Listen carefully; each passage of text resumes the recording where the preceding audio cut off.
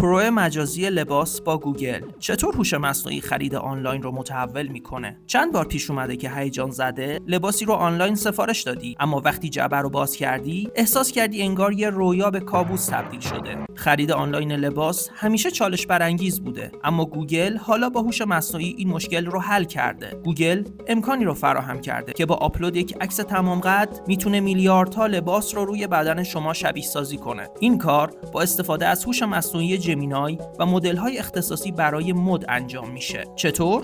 امکان پرو مجازی لباس که گوگل اون رو در رویداد توسعه دهندگان خودش در سال 2025 معرفی کرد، یکی از ویژگی‌های جدید و هیجان انگیز در حوزه خرید آنلاینه. باید بگم این ابزار از یه مدل تولید تصویر سفارشی برای مد استفاده میکنه که جزئیات ظریفی مثل چروک، کشش و یا حتی چگونگی افتادن لباس روی بدن رو به صورت واقع گرایانه شبیه سازی میکنه. این مدل قادر لباس‌ها رو روی بدن‌های مختلف از سایزهای 2X اسمول تا 2X لارج نمایش بده. اما کارکرد این مدل چطوریه؟ وقتی کاربر در گوگل سرچ میکنه و به آیتمی مثل پیراهن یا شلوار میرسه، میتونه روی آیکون try it on کلیک کنه. سپس سیستم از کاربر میخواد یک عکس تمام قد آپلود کنه. بعد از چند ثانیه لباس انتخاب شده روی عکس کاربر قرار میگیره و کاربر میتونه اون رو در زوایای مختلف ببینه. این قابلیت به کاربر اجازه میده لباسهای مختلف رو به صورت مجازی روی بدنش ببینه و تجربه‌ای شبیه به پرو واقعی رو داشته باشه. این ویژگی